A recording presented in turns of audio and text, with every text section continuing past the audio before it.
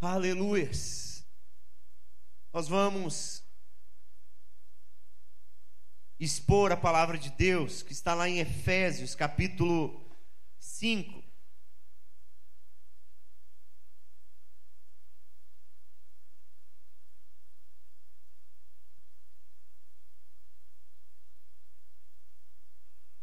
Efésios, capítulo 5. Efésios fica depois de Gálatas, antes de Filipenses. Efésios capítulo 5, a partir do versículo 17.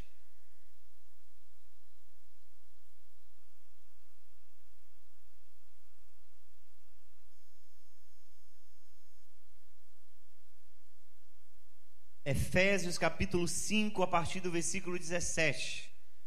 Eu gostaria que, como sempre, os irmãos ficassem bastante atentos à palavra de Deus, não se dispersassem por fator algum, para que a gente possa não apenas aprender da palavra, mas para que a gente possa absorver e aplicar, porque não muda nada se a gente apenas vir à igreja todos os domingos e ouvir a mensagem. Não muda nada se nós não pegarmos essa mensagem e decidirmos aplicar em nós, em nossas vidas, em nosso casamento, em nossos relacionamentos. Não adianta nada, porque o que muda a nossa vida não é o que a gente ouve. O que muda a nossa vida é o que a gente faz com aquilo que a gente ouve. Isso que muda a nossa vida. Jesus disse que o tolo que construiu a sua casa sobre a areia, ele também ouviu a palavra. Mas só que a diferença é que o que construiu a sua casa sobre a rocha é aquele que ouviu e fez o quê? Colocou em prática, praticou, aplicou. Então, ouvir não muda ninguém, porque eu posso ouvir e conhecer muito no decorrer de muito tempo, mas o que vai mudar a nossa vida, nossa expectativa, nossa perspectiva, as nossas esferas relacionais, a nossa cosmovisão, tudo, o que vai mudar é quando a gente se depara com a verdade e a gente decide aplicar aquela verdade e viver aquela verdade em nossas vidas. Isso muda tudo. E a partir do versículo 17, a palavra de Deus diz assim: por esta razão, não sejam insensatos, mas procurem compreender qual é a vontade do Senhor.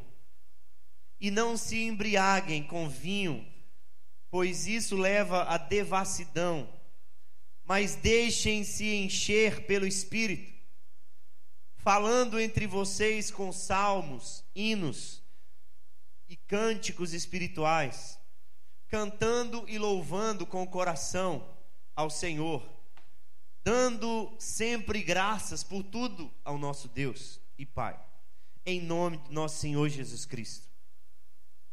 Sujeitem-se uns aos outros no temor de Cristo. Esposas, que cada uma de vocês se sujeite a seu próprio marido. Em outras versões está: se submeta a seu próprio marido, como ao Senhor. Porque o marido é o cabeça da esposa, como também Cristo é o cabeça da igreja, sendo ele próprio o salvador do corpo. Como, porém, a igreja está sujeita a Cristo, assim também a esposa se sujeite em tudo ao seu próprio marido. Maridos, que cada um de vocês ame a sua esposa, como também Cristo amou a igreja e se entregou por ela, para que a santificasse, tendo-a purificado por meio da lavagem de água pela palavra, para a apresentar a si mesmo como igreja gloriosa, sem manchas, nem ruga, nem coisa semelhante, porém santa e sem defeito. Assim também o marido deve amar a sua esposa como ama o próprio corpo. Quem ama a esposa ama a si mesmo, porque ninguém jamais odiou o seu próprio corpo. Ao contrário, o alimenta e cuida dele, como também Cristo faz com a igreja, porque somos membros do seu corpo. Eis porque o homem deixará seu pai e a sua mãe e se unirá à sua mulher, tornando-se os dois uma só carne. Grande é este mistério, mas eu me refiro a Cristo e à igreja. No entanto, também quanto a vocês, que cada um ame a própria esposa como a si mesmo, e que a esposa respeite ao seu marido. Amém. Meus irmãos, como nós temos pregado, exposto desde domingo passado, porque nós estamos numa série de mensagens sobre família. Nós vimos na quarta-feira passada, quem esteve aqui vai lembrar, que quem determina a estrutura de gênero, quem determina a estrutura de casamento, de relacionamento, é Deus. E Deus o faz, ou Deus faz isso em Gênesis, capítulo 1 e capítulo 2, quando cria a humanidade. E o texto diz que ele cria a humanidade, no caso os seres humanos, a sua imagem e semelhança. E o texto vai dizer em Gênesis capítulo 1, versículo 26, que ele cria esse ser humano, a sua imagem e semelhança, e macho e fêmea os criou. Portanto, Deus, desde o momento em que cria todas as coisas, faz uma distinção de gênero. E por que isso é importante? Porque hoje nós estamos vivendo dias em que diversos movimentos feministas, LGBT ou outros feministas têm se levantado com discursos diferentes, com discursos em prol a uma fluidez de gênero, em prol a uma relativização da família. Nós temos vivido dias em que as pessoas, esses grandes movimentos, ou movimentos de minoria chamados, têm se levantado e têm feito com que a voz deles tenha sido uma voz bem martelada, porque essa voz tem ganhado conotação social e política, de tal maneira que leis estão sendo forjadas ou formatadas a partir desse grito dessas minorias. De modo que o casamento, do modo que nós estamos acostumados a pensar, de modo que os relacionamentos, a maneira que nós conhecemos a partir das Escrituras, têm sido formatadas ou formatados de uma forma diferente, de uma maneira diferente. E isso é uma realidade. Nós estamos nos deparando com esse tipo de realidade. Em outras palavras, esses movimentos ideológicos, filosóficos, libertários, por assim dizer, eles têm surgido na história exclusivamente para afrontar as bases do cristianismo. Quando nós fazemos um superficial estudo sobre esses assuntos, a gente vai descobrir que no cerne da questão, ou o fundamento da proposta, é a destruição da moralidade cristã, a destruição da formatação cristã de casamento, de relacionamento, de masculinidade, de feminilidade. Esse é o ponto. Então, por detrás daquilo que as pessoas dizem que é uma busca por direitos, que é uma busca por legitimidade, que é uma busca por liberdade, que é uma busca por sororidade, como essas pessoas falam, está por detrás uma destruição das bases cristãs. Isso é uma realidade. E aí, meus irmãos, a coisa é tão terrível, ou esse tipo de pensamento é tão terrível, que se massificou a ideia de que as Escrituras Sagradas, a Bíblia Sagrada, ela é machista. De tal maneira que, quando lemos um texto como o que lemos, Fica até constrangedor aos ouvidos quando a gente ouve o termo submissão aplicado à mulher. Porque o termo submissão tem ganhado uma conotação terrível. Tem ganhado uma conotação terrível. E aí essas pessoas pegam esse termo e dizem: olha só como a Bíblia é patriarcal e como a Bíblia é machista, porque o próprio Paulo vai dizer: mulheres, sejam submissas aos seus maridos. Mas quando nós lemos as Escrituras, entendemos o teor das Escrituras, a gente vai perceber que as coisas são radicalmente diferentes daquilo que eles pensam. Porque Deus cria, e a gente viu isso na quarta-feira, Deus cria o ser humano à sua imagem e semelhança, o homem e a mulher à sua imagem e semelhança.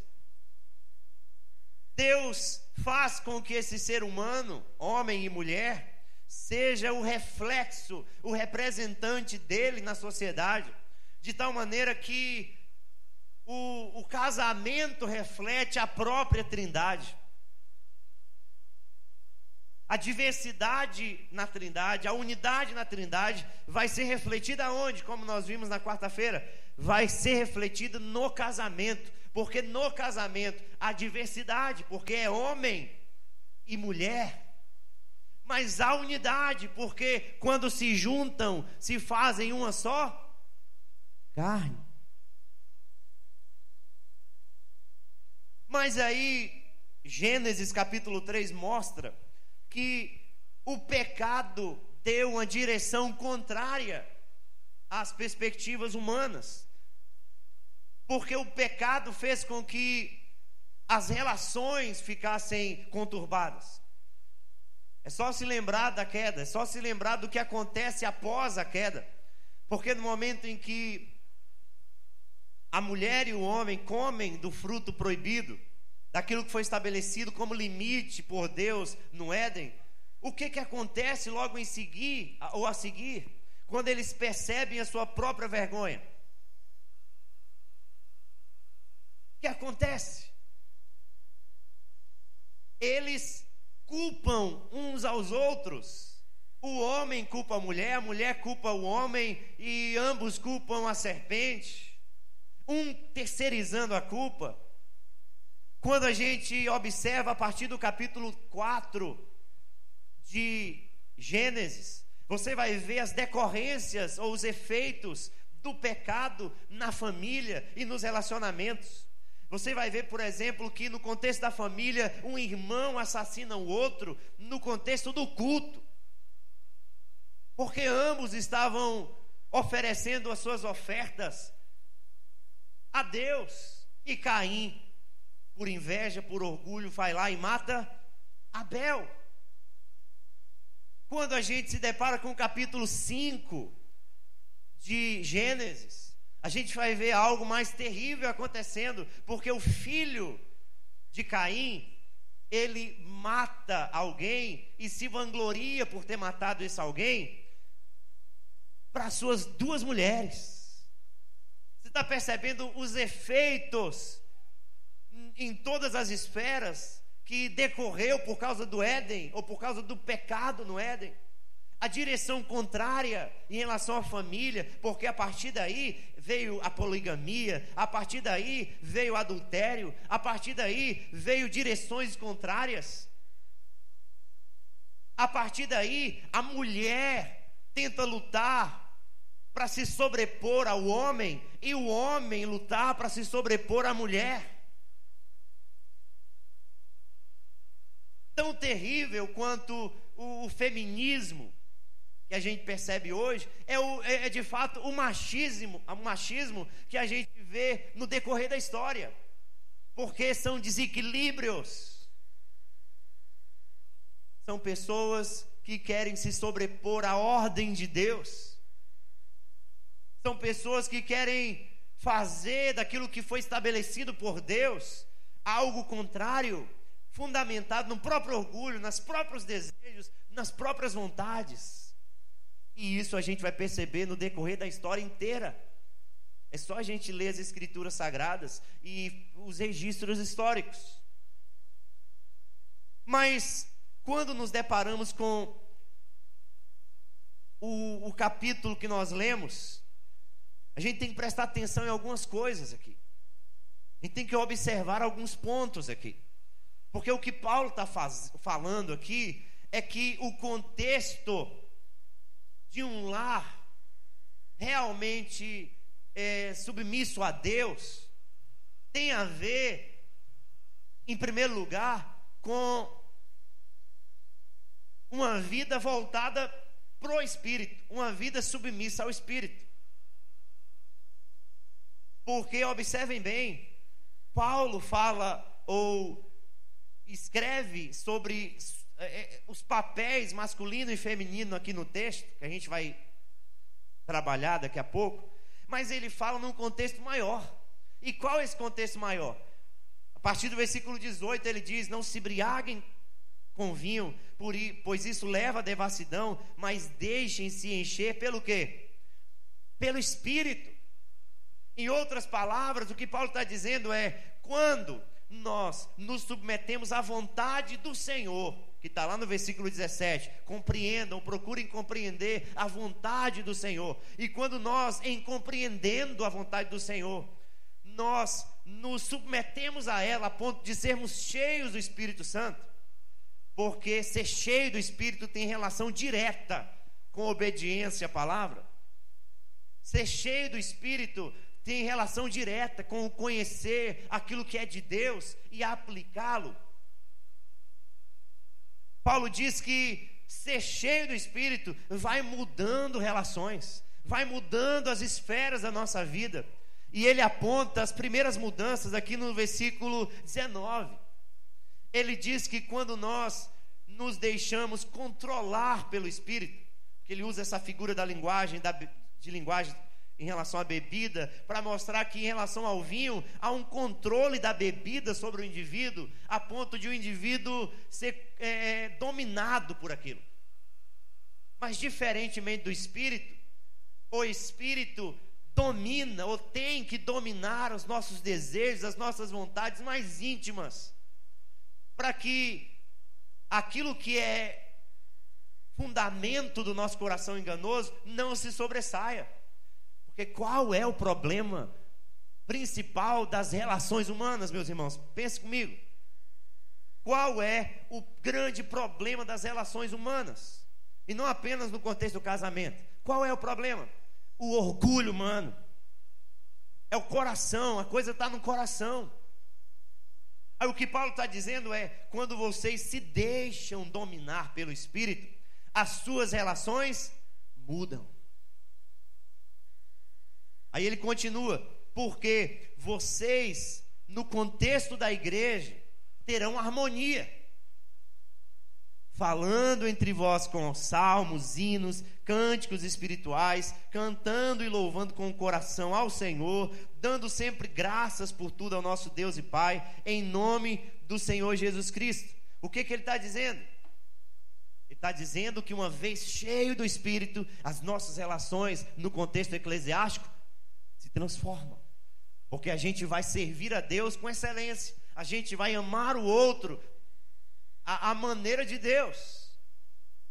Mas não apenas no contexto da igreja as nossas relações e as nossas motivações mudam, mas também no contexto do lar, no contexto do casamento. É por isso que no versículo 21 a gente tem que fazer esse link do versículo 21 com todos os outros versículos a seguir. Ele diz assim: sujeitem-se uns aos outros no temor de Cristo. Você sabe o que ele está dizendo? Em todas as relações, sigam o exemplo de Cristo. E o que Cristo fez? Serviu. Cristo serviu. E ele está dizendo: em todas as relações, sigam o exemplo de Cristo e se sujeitem, se submetam uns aos outros. Aí ele pega esse gancho para dizer ou para mostrar que há uma ordem estabelecida, e essa ordem estabelecida não é desequilibrada. Essa ordem estabelecida não é da forma como esses grandes ou movimentos de minorias estão falando. Como geralmente você ouve nos status, você ouve na mídia. Então, pastor, o que Paulo quer mostrar para nós? Paulo está dizendo aqui, meus irmãos, esposas. E aí entra o primeiro papel, a primeira função.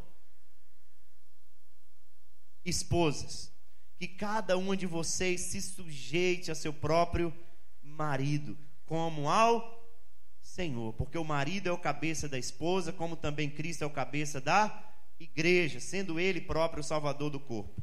Como porém a igreja está sujeita a Cristo, assim também a esposa se sujeite em tudo ao seu próprio marido. Então, para começar, em relação ao papel primeiro da mulher no contexto do casamento, Paulo fala explicitamente sobre submissão. E quando a gente ouve esse termo, o que vem na nossa cabeça? O que vem no nosso coração? O marido que subjuga a mulher, o marido que impõe sobre a mulher, não é isso? O que vem no nosso coração quando a gente ouve esse termo? Agora a mulher tem que fazer tudo que o marido manda.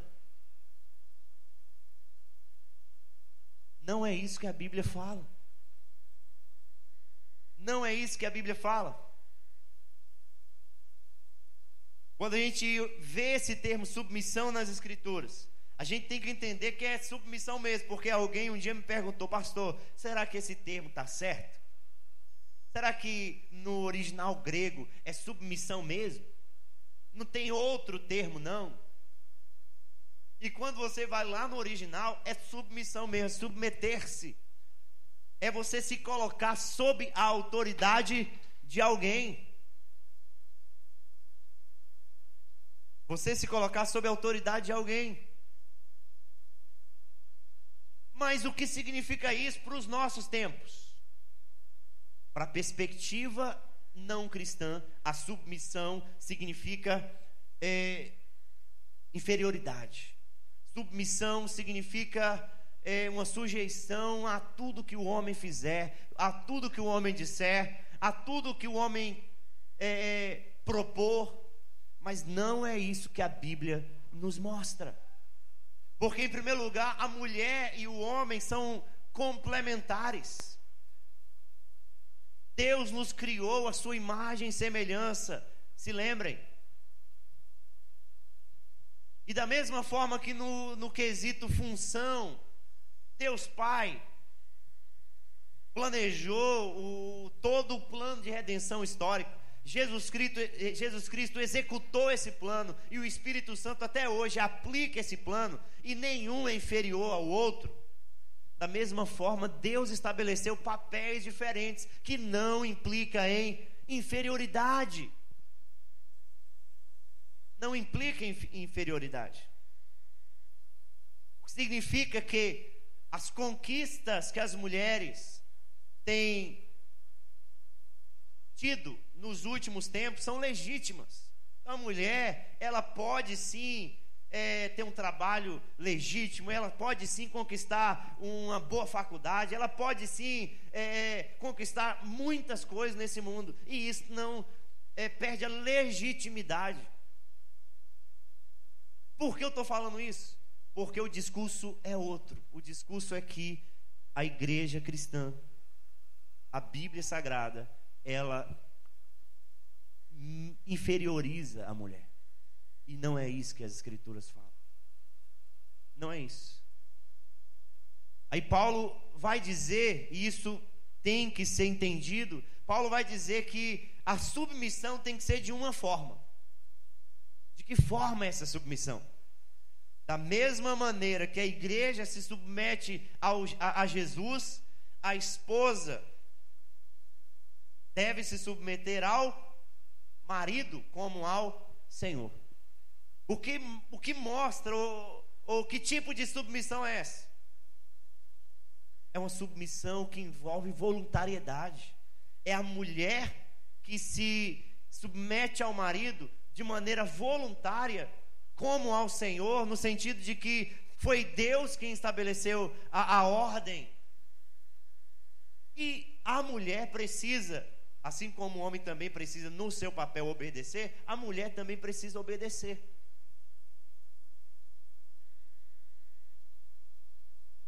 Ah, pastor, mas e aquelas propostas e aquele tipo de abuso que acontece no contexto do casamento?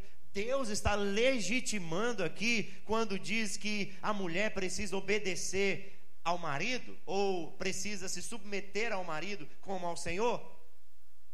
É lógico que não.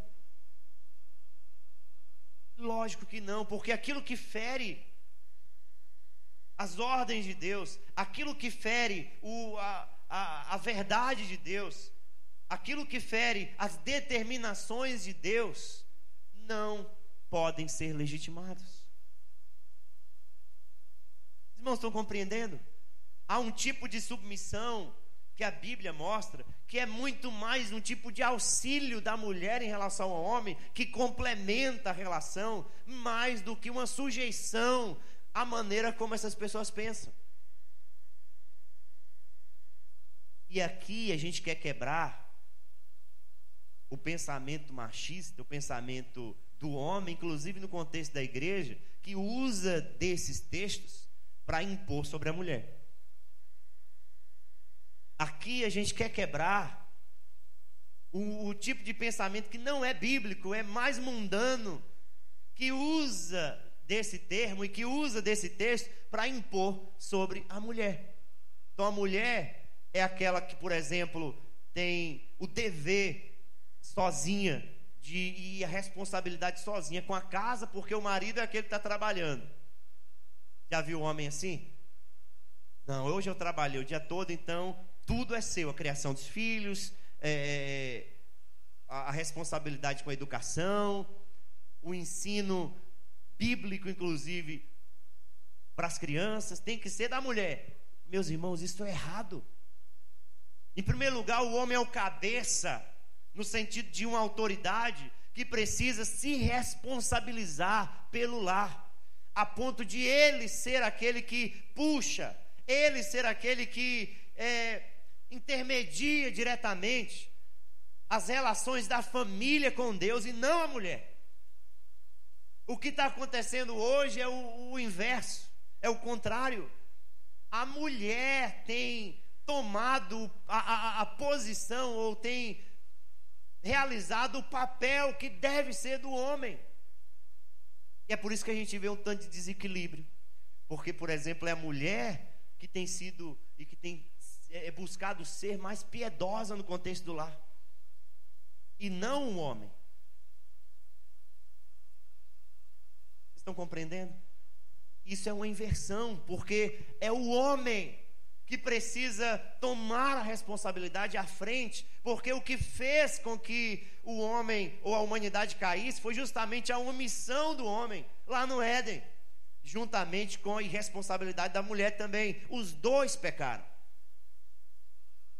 mas o homem tinha que tomar a responsabilidade. Aí às vezes as pessoas culpam somente a mulher. Tá vendo, aquela mulher foi comer daquela fruta, aquela mulher pecou lá no Éden, aí causou tudo isso pra gente. Mas não, o pecado foi dos dois, foi da humanidade. Tanto é que a primeira fala de Deus em relação à humanidade foi para quem? Foi para o homem, porque o homem é responsável pela condução do lar. E quando o homem perde a mão, quando o homem deixa à mercê de outros, da televisão, da esposa, dos filhos, o lar fica desestruturado. E isso é um problema, porque se Deus estabeleceu uma ordem para ser cumprida, para ser obedecida, nós precisamos ser sábios no mínimo para que a gente possa obedecer a Deus. Porque se Deus o fez, Deus está certo e nós estamos errados. Deus é muito mais sábio do que nós. E aí o texto continua dizendo,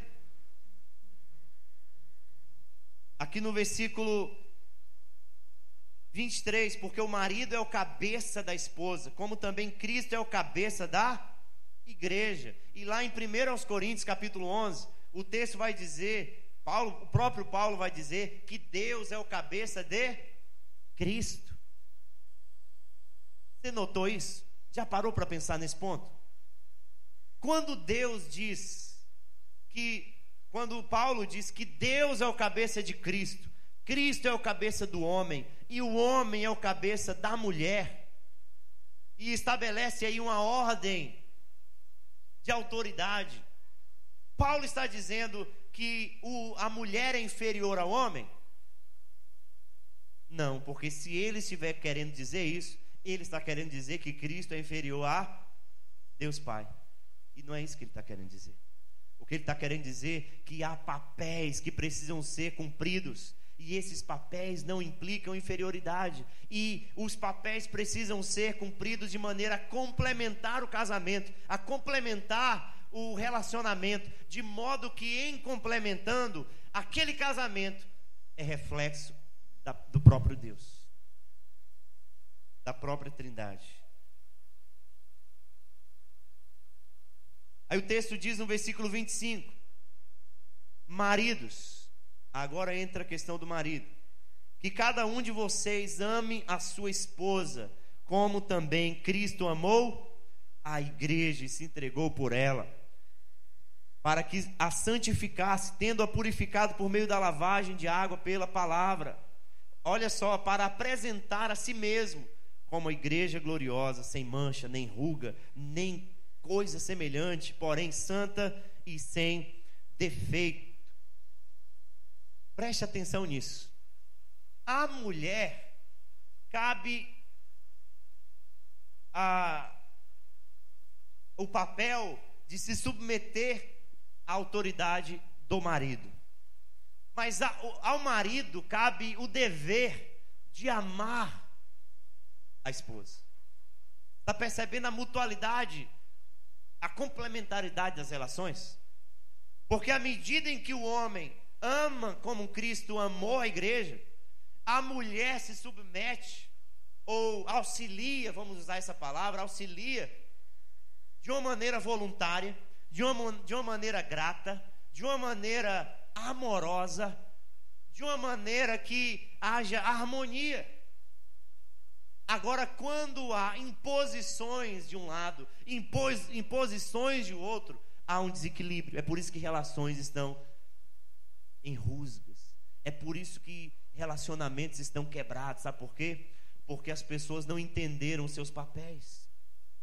Porque as pessoas querem se sobrepor ao outro por causa do orgulho.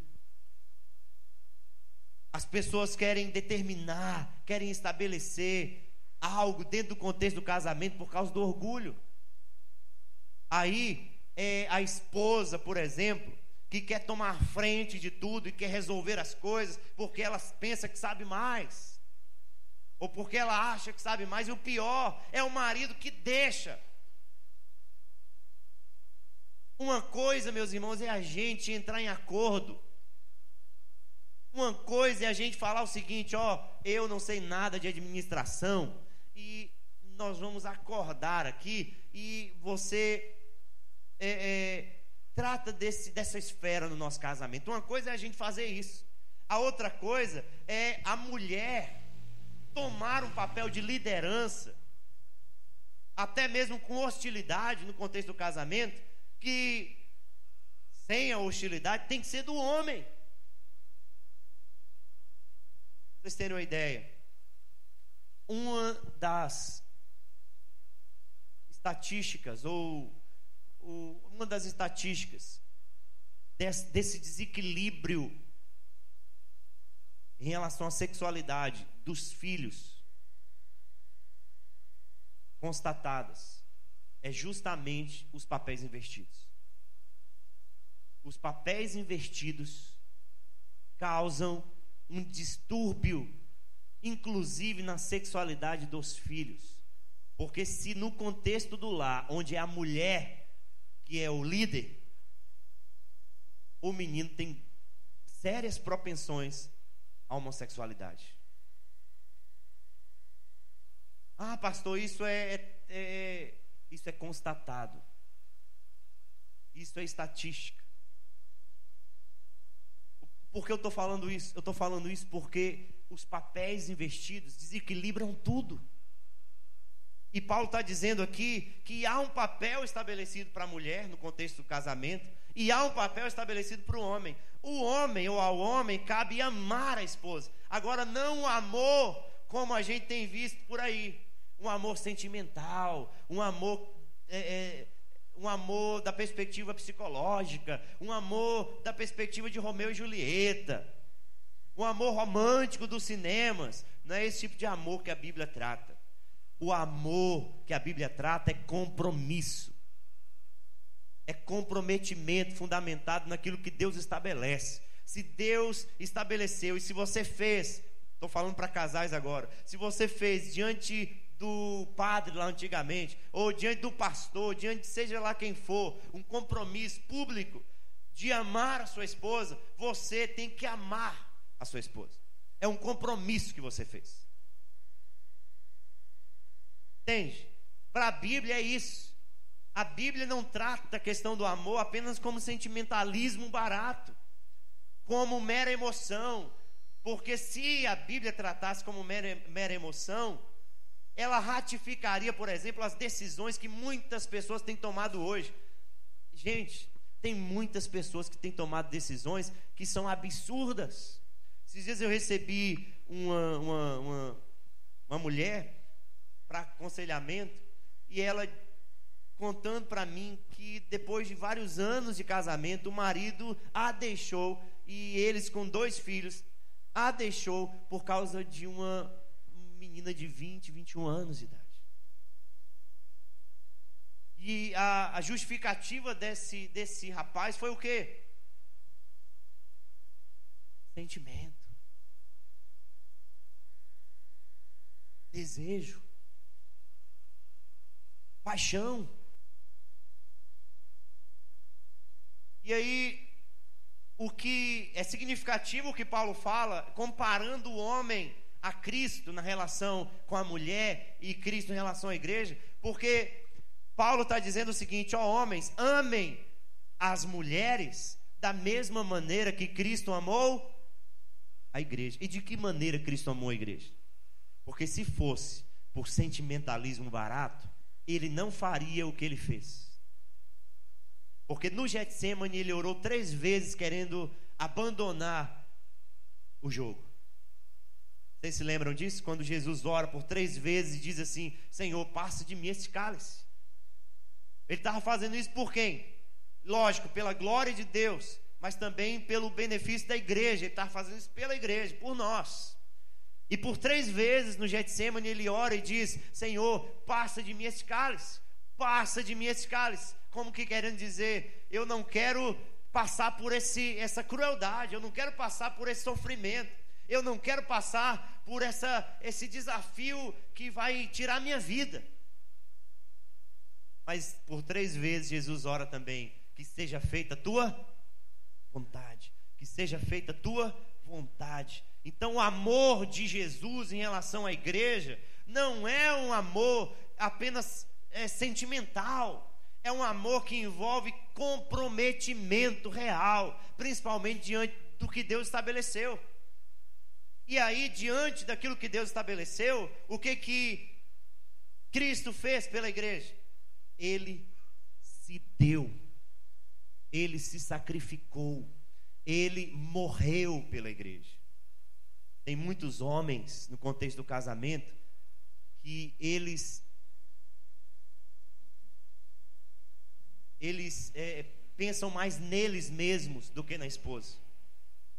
Eles valorizam mais o bem-estar deles mesmos do que o da esposa. Eles querem os benefícios para ele mesmo, ou eles mesmos, do que para a esposa. Perdeu o ponto de vista bíblico. Porque o ponto de vista bíblico é o homem se dar pela mulher.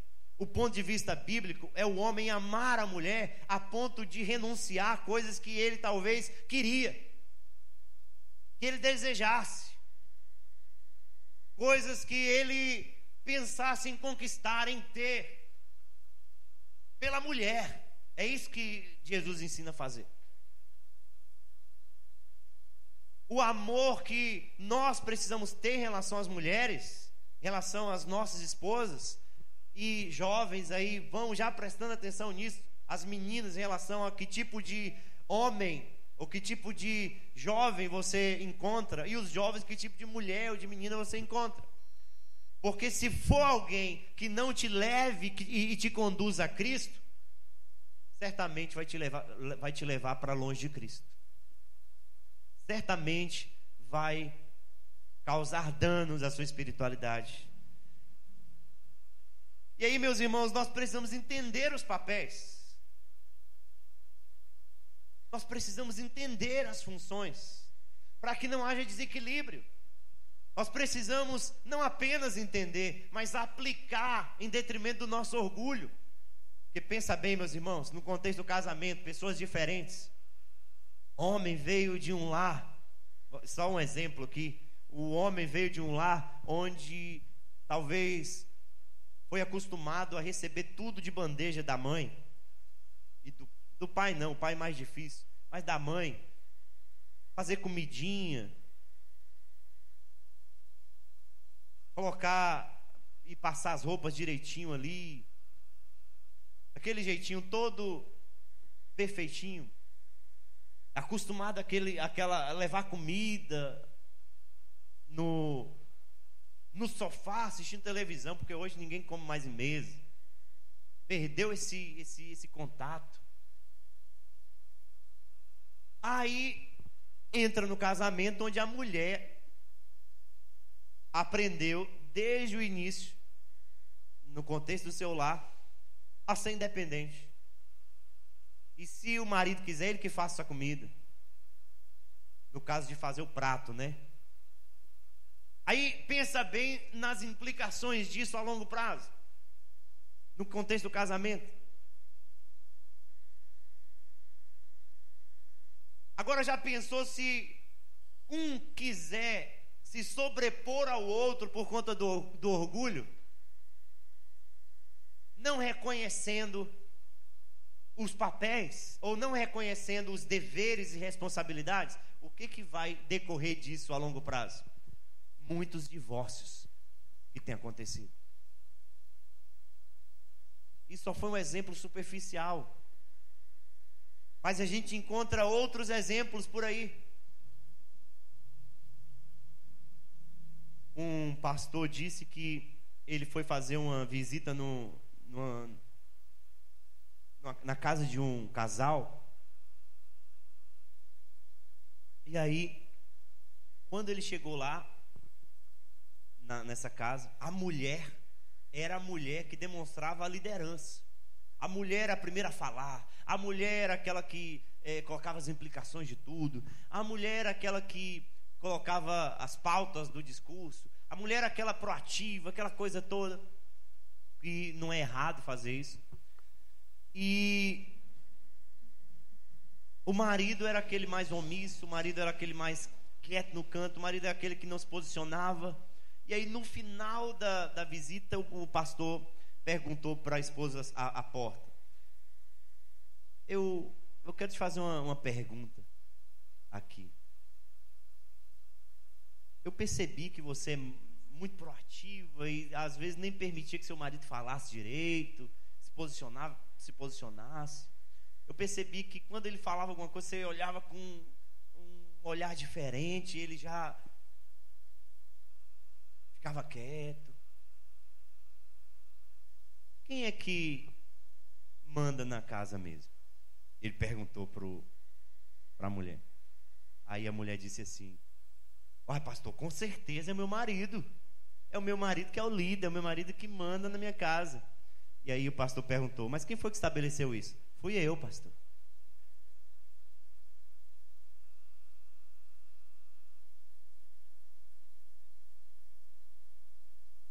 É mais ou menos isso que acontece quando os papéis são invertidos. Mais ou menos isso que acontece quando os papéis são invertidos. E nós precisamos nos adequar, meus irmãos, à perspectiva bíblica.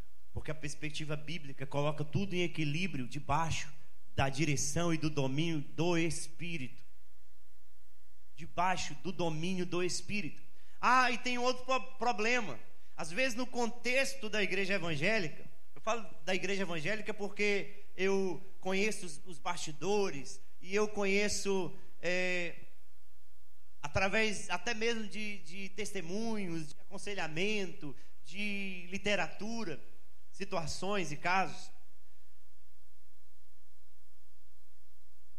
O próprio dom espiritual, ou a própria perspectiva errada de espiritualidade, faz com que haja essa inversão de papéis na família. Preste atenção nisso que eu estou falando. Eu conheço várias famílias. Que, pelo fato de a mulher, no contexto da igreja evangélica, de a mulher ter dons espirituais mais evidentes, mais manifestos, no contexto do lar, ela é que lidera por conta disso. Entende? É como se o marido pensasse assim: lá em casa a mulher de Deus é minha esposa, então ela é a que ora, ela que intercede, ela é a que faz isso e faz aquilo, então aquilo que ela falar é de Deus, eu estou só auxiliando. Tem muitas famílias nesse sentido, nas igrejas evangélicas, porque perdeu a perspectiva bíblica que Paulo fala. Nós precisamos entender isso, amar como Jesus amou a igreja. E aí, como resposta recíproca, a mulher vai se sujeitar a esse tipo de relacionamento, a esse tipo de amor. É uma complementaridade, nenhum se sobrepondo ao outro e nenhum inferiorizando o outro. Nós precisamos entender os papéis, tanto feminino quanto masculino, porque isso vai evitar muitas rusgas, muitas brigas em casamento. E se isso não for aplicado, meus irmãos, eu sinto dizer que uma vez a palavra de Deus não obedecida e não aplicada, as coisas não mudam.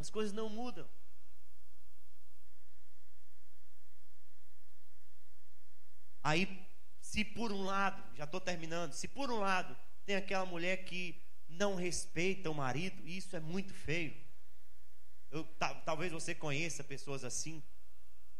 No mundo tem muitas pessoas assim. Quando falo no mundo, nas relações interpessoais, tem muitas pessoas assim. Que, por exemplo, o marido está falando alguma coisa, ela é alguém que retruca publicamente a ponto de envergonhar o marido. Isso é coisa ridícula, coisa feia. E aí, da mesma forma, o marido que faz isso publicamente e que na roda de amigos inferioriza e humilha a mulher. Outra coisa terrível.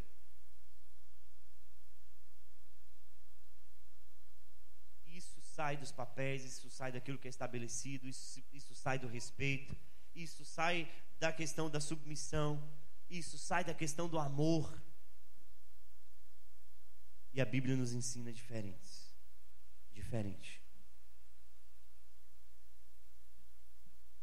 Amém?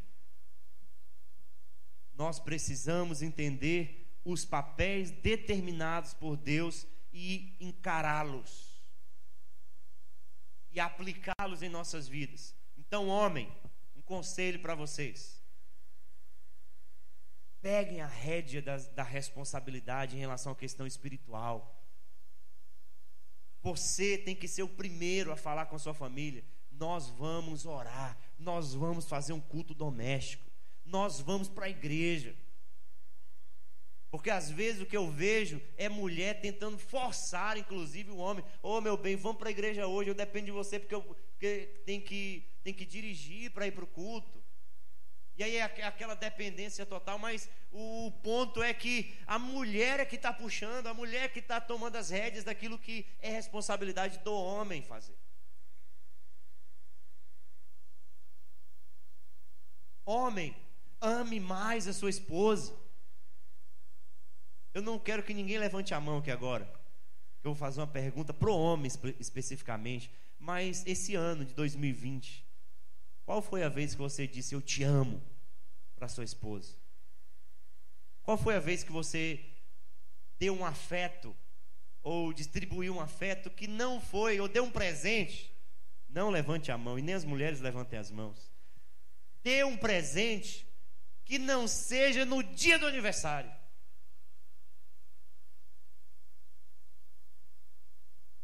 Que às vezes o marido dá o presente no dia do aniversário. Não é só no dia do aniversário. E pior, dá uma panela. Dá uma Tupperware.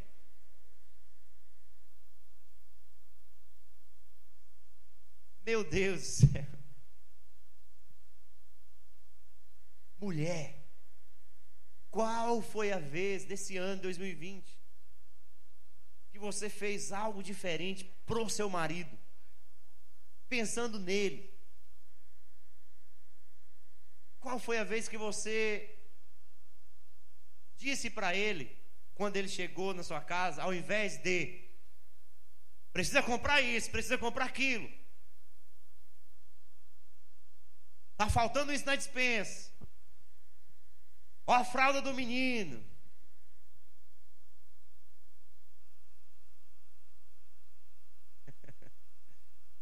qual foi a vez que você chegou dando um beijo nele? Aí eu lembro de um pastor chamado Jeremias Pereira da Silva, que ele conta que num culto de homens, ele chegou para os homens e colocou um desafio, Gica. Eu vou até colocar esse desafio aqui. Não vou colocar não. Aí ele propôs um desafio para os homens. Aí o desafio qual era? O desafio era chegar, a primeira coisa que fizesse quando chegasse em casa, era, ao encontrar com a mulher, não falar nada. Era chegar nela, puxar e dar um beijo de 10 segundos. Esse era o desafio. Não era um selinho não, era um beijo de 10 segundos. E aí tinha um diácono lá, um senhor que falou assim: não, pastor, eu não vou fazer um negócio desse não. Pra quê? Eu não vou fazer isso aí não. E ele ficou resistindo, o diácono. Aí o pastor Jeremias, firme, falou assim: meu irmão, para dar exemplo, você precisa fazer sim. E outra coisa, se não é por você, faça aí, porque eu sou seu pastor e estou lhe pedindo. E aí aquele diácono falou: pastor, porque o senhor pediu e eu lhe respeito muito, eu vou fazer. Aí no outro culto, que era o culto em que os homens iam se reunir para contar o que aconteceu, ele foi o primeiro a levantar a mão e falar assim: eu quero contar, pastor, o que aconteceu. E ele disse assim: pastor, eu fui entrando em casa, a primeira coisa que minha mulher ia falar é: essa é a hora de chegar em casa? Eu puxei ela e dei um beijo de 10 segundos e contei, pastor: 1, 2, 3. E contou até 10. Quando contou até 10, a mulher se transformou numa outra. Meu bem, o que aconteceu, meu bem? O que aconteceu com você lá fora de casa? Você está morrendo? Tem alguma notícia ruim? É câncer? E aí o marido, além de dar o beijo de 10 segundos, levou uma rosa. E aquilo ali, aquela mulher ganhou a noite. Aquela mulher, a noite foi uma criança. Aí ele contando para o pessoal, o pessoal aplaudiu e foi aquela coisa toda. Mas o ponto é que a partir daquele momento em que o que era normal no namoro perdeu a graça, mas ele retornou, a relação mudou, porque ele evidenciou, ainda que a pedido do pastor em primeira instância, o amor dele. E quantas vezes a gente tem as nossas esposas, a gente vê todo dia, a gente não ajuda trocar uma fralda para quem tem criança, a gente não ajuda fazer um trabalho doméstico para ajudar no afazer de casa, pensando que aquilo ali é um ato só feminino, mas não. Nós precisamos complementar um ao outro, porque nós somos um só. Um só. Enquanto a mulher nos ajuda na liderança, e essa liderança tem que ser uma liderança servil e não ditadora, autocrática, mas servil, em que eu preciso priorizar a mulher, eu preciso enaltecer a mulher, valorizar a mulher ao invés de mim mesmo. E aí, em reciprocidade, a mulher vai me auxiliando, ou vai auxiliando o homem na liderança. Isso é o que a Bíblia fala em Efésios. Amém? Que nós possamos viver a família à maneira de Deus, e o casamento à maneira de Deus, em nome de Jesus.